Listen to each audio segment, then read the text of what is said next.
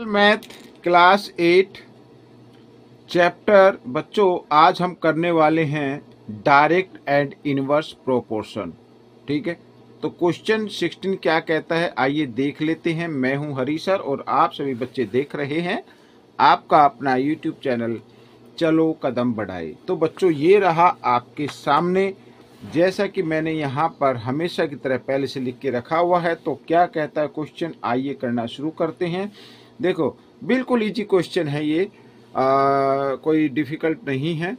क्या कहता है, what will happen to the area of square if the length of each side is double. यदि उसकी जो साइड है वो डबल कर दी जाए तो उसके एरिया में क्या चेंज आएगा, ये हमें फाइंड आउट करना है। ठीक है, बिल्कुल इजी है बच्चों, इसको आप अपने माइंड से कर सकते हैं। देखो जैसे मान लीजिए लेट द लेंथ, मैं बताता हूं, let the length of side of square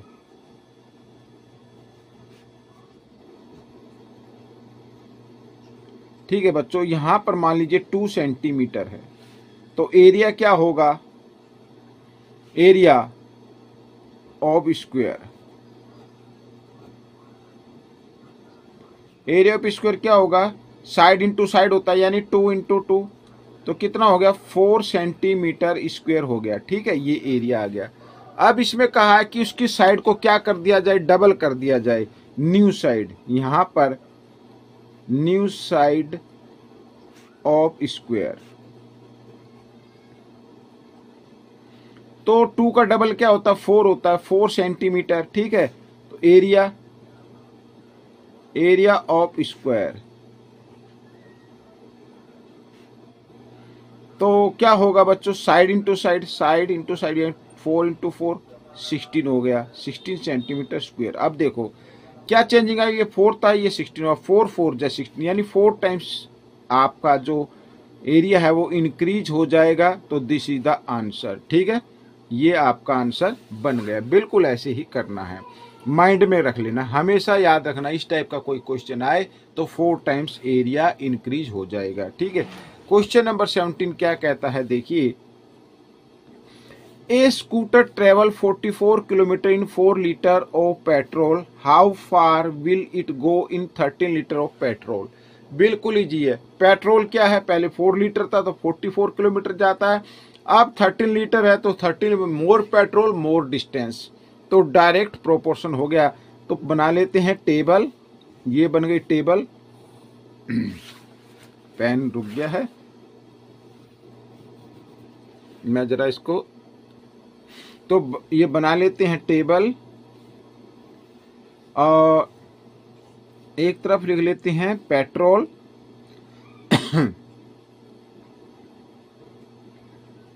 एक तरफ लिख लेते हैं डिस्टेंस।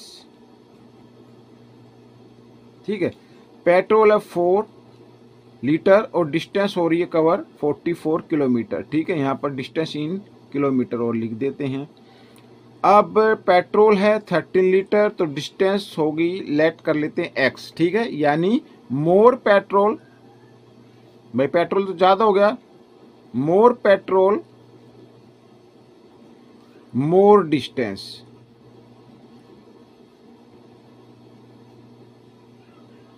ठीक है, तो डायरेक्ट हो गया, डायरेक्ट प्रोपोर्शन हो गया। डायरेक्ट में आपको सीधा लिखना है, यानी 4:13 और इक्वल 44:x, इस तरीके से। ठीक है, तरीका वही, मल्टीप्लीकेशन ऑफ एक्सटर्नल टर्म, यानी 4 इंटू एक्स और equal multiplication of internal term 13 into 44, ऐसे। तो x की वैल्यू निकाल लीजिए, 13 इंटू 44 बाई ये 4 मल्टीप्लाई की फॉर्म में, इधर आकर ये डिवाइड की फॉर्म में आ जाएगा। ठीक है, इस तरीके से 4 से डिवाइड कर देते, 4 1 जा 4, 4 1 जा 4, 4 1 जा 4, ये आ गया। तो x 11 से मल्टीप्लाई करो, 11 3 जा 33 का 3 कैरी 3, 11 1 जा 11 और 3 14, तो 143 किलोमीटर डिस्टेंस कवर होगी बच्चों, अगर पेट्रोल कितना होगा 13 लीटर होगा। तो ये क्वेश्चन सोल्व हो गया है। आइए करते हैं क्वेश्चन नंबर 18, ये रहा आपके सामने। ठीक है, क्वेश्चन नंबर 18 क्या कहता है, बहुत ही इजी क्वेश्चन है। In a fort there is food for 240 soldier is enough for 10 days. ठीक है, if 40 soldier left the fort then for how many days the food will last. तो बताना है भाई, किले में है सोल्जर हैं 240 हैं, तो जो फूड है वो 10 डेज चलता है। अगर 240 में से 40 सोल्जर चले जाएं, ठीक है, तो फिर वो फूड ज़्यादा दिन चलेगा। सोल्जर हो जाएंगे कम और फूड चलेगा ज़्यादा दिन, और फूड क्या फिक्स है। तो इसका मतलब क्या हुआ ये इनवर्स प्रोपोर्शन हो गया बच्चों। यहाँ पर बना लेते हैं टेबल, फिर पेन रुक गया है।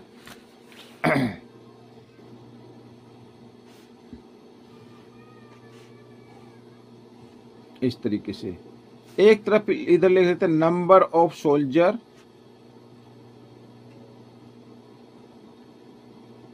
ठीक है, और एक तरफ लिख देते हैं डेज।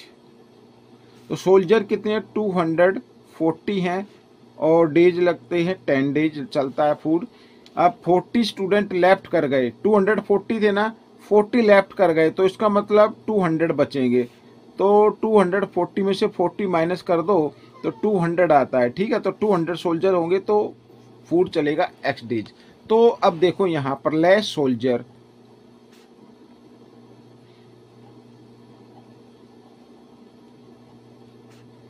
और मोर डेज। ठीक है, एक तरफ संख्या कम है, एक तरफ ज्यादा है, तो क्या हो गया, इनवर्स प्रोपोर्शनल हो गया। तो सोल्जर के को तो लिख लो आप डायरेक्ट इस तरीके से, ठीक है, और इक्वल इसको लिख दो इनवर्स में, यानी x को आगे पहले लिख दो और इस तरीके से। ठीक है, अब फिर वही करना है आपको, मल्टीप्लीकेशन ऑफ इंटरनल टर्म। ये x वाले को कर लो पहले मल्टीप्लाई, वैसे तो किसी को भी कर सकते हैं, कोई दिक्कत नहीं है। अब हमें क्या निकालनी, x की वैल्यू निकालनी है, तो 240 इंटू 10, और यहाँ आ गया 200। ठीक है, 10 से 10 कैंसिल हो गई, 10 से 10 हो गई, 2 से ये 2 1 जा 2, 2 1 जा 2, 2 2 जा 4, तो 12 आ गया बच्चों। कितना आ गया, 12।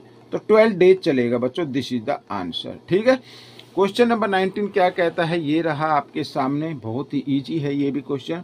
9 bag of fertilizer weight 639 kilogram, what is the weight of 4 bags. 4 bags का निकालना। बैग यहाँ पर हो गए हैं कितना, पहले 9 थे अब हो गए 4, तो लेस बैग लेस वेट। ठीक है, बैग कितने कम हो गए हैं, तो बच्चों ये हो गया, दोनों तरफ जो अमाउंट है वो डिक्रीज हो रहा है, तो इसका मतलब डायरेक्ट प्रोपोर्शन होगा। ठीक है, एक तरफ इधर लिख लेते हैं bags, number of bags,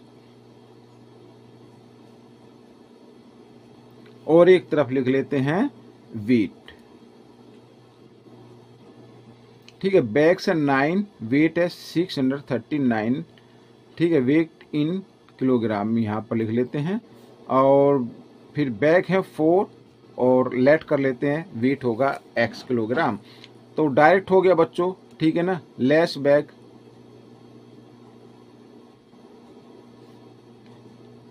less weight, इस तरीके से। तो क्योंकि डायरेक्ट है तो इसको डायरेक्ट लिख लेते हैं। फिर वेट का रेशो 639 इंटू, सॉरी रेशो में कर लो पहले, हाँ बाद में। ठीक है, multiplication of external term 9 into x, और इधर ये 4 इंटू 639। ठीक है, इस तरीके से x की वैल्यू निकाल लीजिए। तो 4 इंटू 639 बाई में 9। ठीक है, 9 से आप इसको डिवाइड कर सकते हैं, 9 7 जा 63 और 9 1 जा 9, इस तरीके से।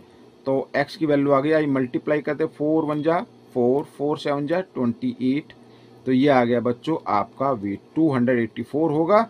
This is the answer. अब हम करते हैं क्वेश्चन नंबर 20, ये रहा आपके सामने। ठीक है, ये रहा। अब देखो इसको रीड कर लेते हैं। Ravi takes 40 minute to reach the school with the speed of 4 kilometre. अगर उसकी स्पीड 4 किलोमीटर है तो 40 मिनट लगते हैं। ठीक है, पर आवर की स्पीड है ये।